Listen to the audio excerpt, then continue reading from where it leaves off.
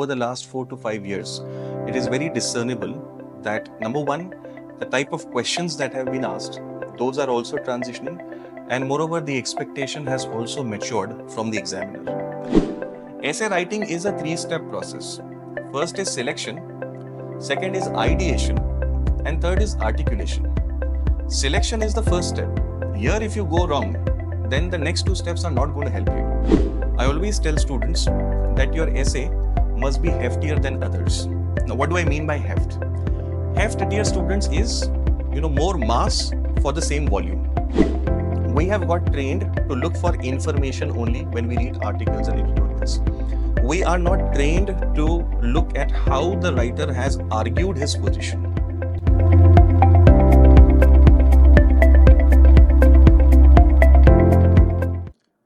Good morning to all of you. Today we are here with another episode from Kunia AS.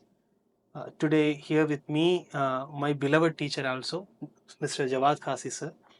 And today it's a very special moment for me as well because in last year I used to be a student of him, and today I'm here to interview him on certain matters. The matter of discussion for us today is essay writing and how we should be approaching the answer writing for essay in UPSC civil service examination. Welcome to Kunia IAS, sir. Thank you, Shibli. Thank you so much for having me here. Yes, sir. So this is really an interesting moment for me because personally speaking, I think I've already shared this delight many times, from a very generic essay to taking me from there to a little more in-depth essay. Your contribution was always there, and so on that occasion I will definitely start this particular conversation here. Thank you. God has been kind. Yeah. So, as you know that, I mean, maybe much better than me, you are observing this fact. UPSC has changed its stance or the way they are asking questions in essay paper for especially last 4 5 years. And I feel that students are genuinely feeling some kind of difficulties with respect to this, especially handling this philosophical essay. Can you just shed some light on this transition at first, please? Yes, Shibli, you have actually got the issue perfectly right. Over the last 4 to 5 years, it is very discernible that number one, the type of questions that have been asked, those are also transitioning, and moreover, the expectation has also matured from the examiner. And consequently, we see that essay scores, the bell curve of the scores has now flattened out. So we have now scores which can go as low as 85 and 90, and then you can go as high as 145 and 150 also. And the same candidate who scored pretty well last year might end up scoring low this year. One reason behind that, as you pointed out, is the changing pattern or nature of questions.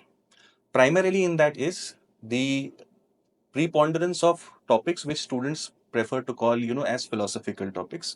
While it's a good overall term to, umbrella term to classify it, but then there are certain nuances within that. Okay. So rather than calling it just philosophical, we can call that there are multiple types. One amongst them is metaphorical type of topics. Okay. Like, for example, ship is safe in the harbor, but that is not where it is meant to be. So here it is a metaphorical topic. And then last year we had thinking is like a game. So here it is more of a reflective or interpretative type of a topic. And then last year again, GS themed topic have also made a comeback, like demands on boys and restrictions on girls, both equally harmful. So these type of topics have also, made a comeback last year. Consequently, the variety and range of questions that UPSC is asking has made essay a challenge more than it used to be earlier. This is number one. Second thing, as again you hinted, the expectations also are, maturing further. Earlier, like when 2018, 19, 20, in these years when students used to write the essay, it was fairly sufficient to exemplify the topic and prove that you have understood it basically, and a 125 or thereabout score was like secured for you. But over the recent years, as I observe it, the argumentative character of your essay is playing a very crucial role. Unless you are able to, first of all, decode and discern the core of the topic, one, and number two, present coherent and cogent arguments in support of that core, whatever position you take on that core, you're not scoring very well marks. Okay. But students somehow because of reviewing papers of yesteryear's toppers, they are still somehow trapped in the earlier way of writing essays, and consequently they suffer from that heartburn of not scoring well despite believing that they have done a good job at it. So that is actually the sum and essence of the problem right now. I mean, 2 points are really, really interesting for me here. I mean, you have already mentioned those terms. One is understanding the demand of the question, Correct. especially as the question become complex in some sense, from the very straightforward questioning to little more metaphorically or in some other way they have place the question in a different format. And the second aspect is about being argumentative. Yes. Can you just elaborate on these 2 points a little more extensively? Sure. For that, I'll take the example of a topic that was asked a couple of years ago. It was a quote by Karl Marx, basically. History repeats itself first as a tragedy, then as a farce. It's a famous quote by Karl Marx, which largely any aspirant worth his salt would know. But here, while dealing with this topic, we have to understand what is the essence of this particular topic, what is new that Karl Marx is presenting in this understanding. So, students typically end up writing about history and repetition, almost the entire essay is based on that. But the new dimension or perspective that Karl Marx unfolded here was about the first time that it happens, it will be considered as tragic. But the second time, it becomes farcical, which means first time when an event happens, there is some sense of pathos to it. There's some sense of, compassion, empathy attached with an event. But when it gets repeated, it becomes comical. It becomes a butt of jokes. Say, for example, the COVID waves. The first time that it happened, we all understood that we were not aware of something of that sort happening. But our repetitive behaviors or lack of COVID appropriate behaviors led to the second wave. And that's when the issue loses significance. It becomes comical then. So, unless we understand that here the focus is this cyclical nature, first time being tragic and second time being farcical, you're not going to do justice to the essay. Or essay become a tragedy. Essay becomes a tragedy, actually. Very well put. So that is the problem. The ability to decode the core of the essay is what is crucial. Last year, a lot of students took up the essay on girls face restriction and boys demands, both equally harmful disciplines. They felt they did a good job, but then the marks did not justify that. The reason behind that, students, was a lot of students just went on talking about the demands and restrictions and their different types. Whereas the core of the essay was how both are equally harmful. You are supposed to definitely explain the demands and restrictions, but quite briefly. Your arguments will be generated in the context of both being equally harmful and then giving challenges and solutions to turn things around. So, if you don't get this core right in the first place, no matter how well you write, your essay does not fetch good score. So, decoding the essay is the primary skill that we need now. And also about that argumentative nature of things. Yes, absolutely. So when you take up a position on the core, it is crucial that you are able to generate good quality arguments regarding that essay. What is an argument basically? The essay has given you a thesis which you are either agreeing or disagreeing with. The position that you take on that thesis, you are supposed to support it with cogent and coherent arguments. Now, what is an argument? Argument is basically your contention in support of that thesis. Based on some claim and evidence, you support the position or stand that you take. Now imagine this, students. You are going to become prominent officers of the nodal civil services of the country.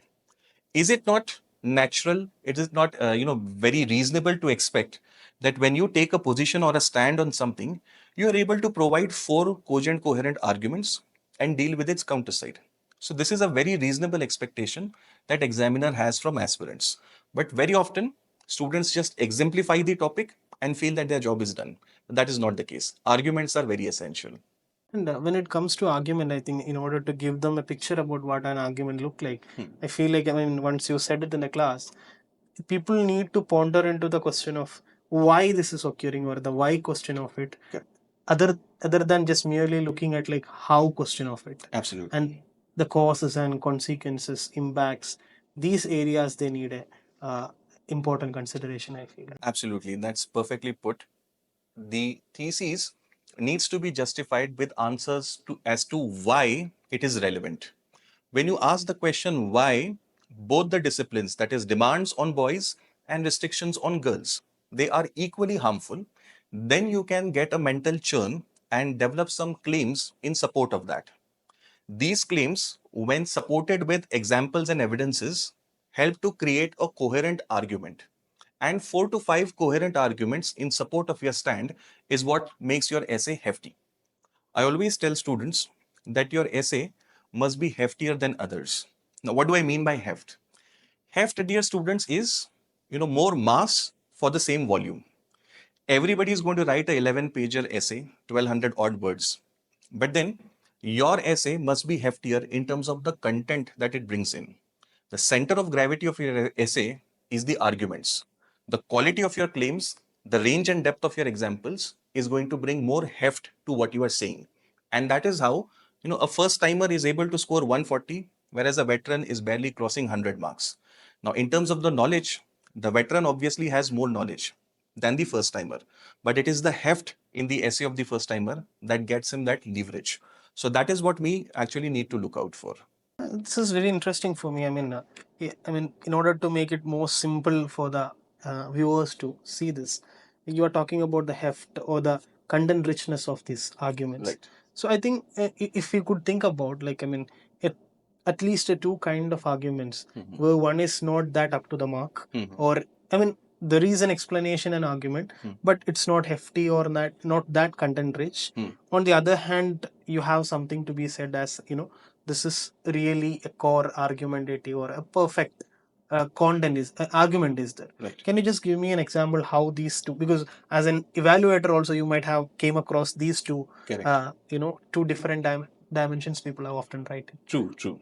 So, how does an argument qualify as a strong argument? First and foremost, your argument starts with a claim.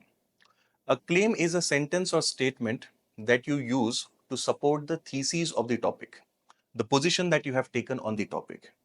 The depth of the claim that you are making is going to be, if it is logical, if it is coherent, if it is really supporting the thesis very well, then it automatically clicks with the reader or the examiner. This is the first, you can say, starting step to make your arguments powerful. After this, second comes the quality of evidence that you bring. Evidence is basically nothing but the examples, data, facts, figures, case studies that you cross reference and bring in your argument to make your claim strong. See, what you are saying as a student will not carry as much weight. But when you bring some authority to it with the help of examples, data, etc., then that automatically becomes more convincing. And for that reason, the range and depth of the examples, the evidences that you can bring, that will really, make your essay much more heftier, much more powerful. So consciously, as students, you must try to, mentally do this gymnastics, so to speak, of trying to better your claims with the help of, tools like so what test that we discuss in the class, and also enhancing the range and depth of your examples. A lot of times, students just focus on examples from India. And within India also, they will be more obsessed with history or contemporary examples. But the more you diversify your examples into different areas, the more your essay becomes enriching. Not just one, you can try to bring in multiple examples in one argument. That further enhances, the convincing power of what you are trying to put across. So these two put together, claim, evidence, and a little bit of reinforcement, makes for a powerful package together as one argument. Understood, understood. I mean, so you are basically talking about the broadness of the example you are bringing in. True. Also, I mean, the how strong your argument is. Yes. Both are equally important. Yes, yes, absolutely. Yes, yes. And one more aspect, I think, especially as essay is a paper other than optional maybe, which gives you an option. For example, in GS you are supposed to write the 20 questions. So I feel like sometimes, I mean, as you already mentioned, some of the pros in it, I mean, who scored 140 often goes their market to 90s. I think one of the reasons is they might not have addressed the core demand of the question. So I wanted to take you into another dimension of it, where as you are having four options in front of you, how relevant it is to, like, what is the process of selection of process should be happening, and what should be the criteria for, selecting a topic? That I think that needs to be really discussed in detail. Absolutely. In fact, this is an area that a lot of people miss out on, and many a UPSC dream has been crushed because of this mistake. At the altar of this, mistake, many of them have faltered. So, what needs to happen? Dear students, a lot of times students do what I call as keyword jumping in the exam hall. So, there are four topics before you, and then invariably there will be some familiar keyword in one of the topic, and you feel, okay, this is an area I know, this is a familiarity bias that I have, and the student will pick up that topic to write the essay on. This is a wrong approach. Essentially, the essay is about the core that the topic has, not the peripheries, like we saw in case of the topic of girls and boys demands and restrictions respectively. Now here the core was that both demands and restrictions are equally harmful. So you have to understand first in each of the topic what is the exact core of that essay, and then which of these four essays you are more comfortable with in terms of arguing for that core. If you don't understand the core of the essay and just go by one of the poles or peripheries of the essay, then you will invariably get distracted. Your essay will not turn out to be good. So to keep it simple, in the selection process, identify the core of all the four essays and make sure that you pick up that essay about which you are most comfortable arguing for the core, not something that you are comfortable in terms of one of the keywords that has been used in the essay. So, like for example, last year there was a topic, mathematics is the music of reason. Now, this topic, a lot of students who had mathematics as their optional, they felt that this is their area. I just had a call yesterday where a student told me, sir, after watching your lectures, I understood my mistake. I went for this particular topic, just imagining that since I have some idea of mathematics, I can do justice to it. Whereas the whole package, mathematics being compared to reason, there is a particular analogy that is being developed there. Now, if you don't understand that analogy in the first place, how are you going to argue that? So, don't go keyword jumping, understand the core, and only then select the topic. Essay writing is a three-step process. First is selection, second is ideation, and third is articulation. Selection is the first step. Here, if you go wrong, then the next two steps are not going to help you. And unfortunately, as Shibli sir rightly pointed out, the first step itself is not focused on sufficiently. That is the first, right. You can say your compass is set right in that way only. And also, one last aspect of this particular conversation, what I understand from your particular words is that its essay is not just about the content. I mean, it's not maybe as you are preparing GS 1, 2, 3, 4, you might be having enough content, or you might have gone through some of the aspects and you have enough number of examples. That's why many people are able to write, like when they are using a pestle approach, or giving examples, they are able to do it. Yeah. But it requires another kind of a sharpening. Maybe a craftsman is required in it. So my question is that, I mean, for those people who are watching this, how they can actually navigate through this process of essay preparation, because sometimes I feel even if you write an essay alone, maybe that may not reflect like how good that it is, or a repeated writing without looking into the mistakes may not be a good task in terms of essay preparation. So what should be a pathway that students must follow for this essay preparation? Yes, this is a very important aspect that Shibli sir has brought up. Unfortunately, unlike your optional preparation or GS preparation, where you really burn the midnight oil, take efforts to understand the demand and write a lot of answers, somehow essay always gets a stepmotherly treatment. Students wake up only when they get a call for the mains, and in a hurried manner, they just try to write 4 to 5 essays and hope that some miracle will happen. Typically, it does not work that way. There are certain things which we need to keep in mind while developing our skills for writing essay. One thing in what continuing what Shibli rightly said is that when you read the Hindu and Indian Express or any other material for that matter, it is useful to do active reading. We have got trained to look for information only when we read articles and editorials. We are not trained to look at how the writer has argued his position. When we read an article in the Hindu or Express, you see there's a title to the article, and below that there's a subtitle. If you observe carefully, the subtitle is actually the thesis of that article. And the rest of the article is basically arguing or supporting what he has said in the thesis.